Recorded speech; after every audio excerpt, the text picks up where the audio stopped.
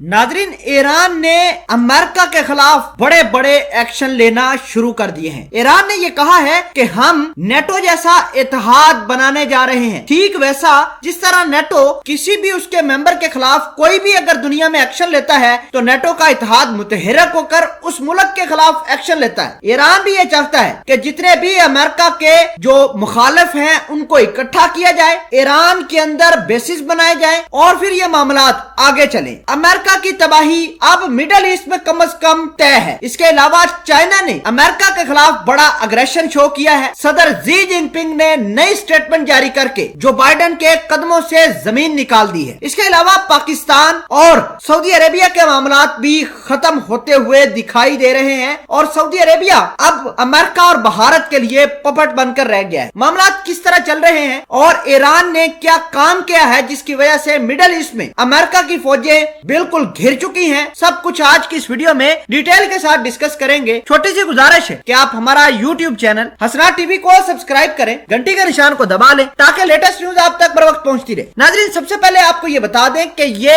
5वीं मर्तबा हुआ है कि इन्होंने पिछले 2 महीनों के अंदर मेगा लेवल की ईरान वालों ने 5 ड्रिल्स मुनक्कद की हैं। पर्शियन गल्फ के अंदर ईरान ने ऐसे ऐसे गोले बरसा दिए हैं कि अमेरिका सन रह गया है। अमेरिका के वारशिप्स को देखकर, अमेरिका के B-52 को मिडल ईस्ट की हवाओं के अंदर देखकर ईरान ने 5 मुख्तलिफ जंगी ड्रिल्स का इनेकाद किया था और ये लगातार ड्रिल्स ईरान के पानियों के अंदर जारी हैं। ईरान इस ड्रिल्स के अंदर क्या कर रहा है, तो सबसे पहले आपको ये बता दें कि इनकी स्पेशल फोर्सेस यहाँ पर काम कर रही हैं, यहाँ पर मिसाइल दाग रही हैं। अब ईरान के बैलिस्टिक मिसाइल अपने अहदाफ पर सटीक निशाना बना रहे हैं। ईरान के जितने भी टैंक्स हैं वो खतरनाक किस्म के गोले बरसा रहे हैं। इसका मतलब ये है कि ईरान ने जो बाइडेन को हथियारों और मिलिट्री ड्रिल के साथ वेलकम करना शुरू कर दिया है। इसके अलावा बड़ी अहम खबर ये है कि ईरान ने डोनाल्ड ट्रंप, मार्क एस्पर, इसके अलावा सेक्रेटरी स्टेट माइक पोम्पियो के ऊपर बैन लगा दिया है। ईरान का ये कहना है कि इन लोगों ने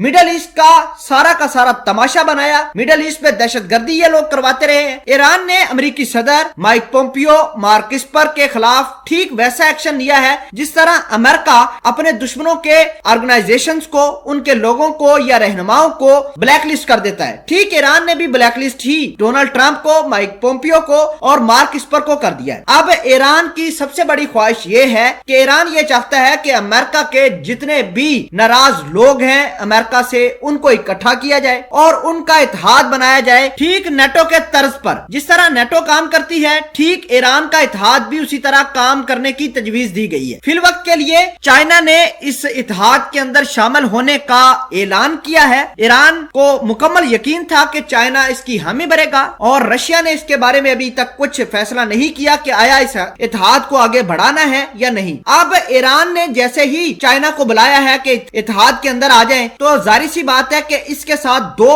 अहम मुल्क शामिल होंगे इस इत्तेहाद के अंदर। एक पाकिस्तान चाइना की वजह से शामिल हो जाएगा, दूसरा नॉर्थ कोरिया भी चाइना की वजह से इस इत्तेहाद के अंदर शामिल हो जाएगा। अब रही बात रशिया की, तो रशिया ने बड़ा एनालिसिस करना है। जाहिर सी बात है ये जो ईरान का इत्तेहाद है ये पाकिस्तान और चाइना ने भारत के खिलाफ भी इस्तेमाल करना है और अमेरिका के खिलाफ भी। अब रशिया जो है वो अपना बहुत सारा असला भारत को बेचता है, तो रशिया नहीं चाहता कि इस इत्तेहाद के अंदर शामिल हो जाए, क्योंकि इस इत्तेहाद के शामिल होने से भारत और रशिया के ताल्लुकात खराब हो जाएंगे। तो नाज़रीन ग्रामी, आपको ये बता दें कि ये इत्तेहाद ईरान की प्रपोजल थी। अब चाइना ने इसके ऊपर क्या कहा है? चाइना कहता है कि अमेरिका फिलफोर ईरान के साथ न्यूक्लियर डील करे, अगर नहीं करता तो फिर ईरान के लिए एक मेगा प्रोजेक्ट चाइना अपनी मदद आपके तहत लेकर आएगा जिससे उसकी इकोनॉमी को बूस्ट मिलेगा। तो नाज़रीन ग्रामी, अमेरिका मुकम्मल तौर पर घिर चुका है। 3-4 ममालिक ने अमेरिका के खिलाफ इस अलायंस में इत्तेहाद करने का फैसला किया है। अगर ये इत्तेहाद एक मुकम्मल ऑर्गेनाइजेशन नेटो की तरफ पर इसका स्ट्रक्चर होती है तो अमेरिका को बहुत ज्यादा नुकसान हो सकता है।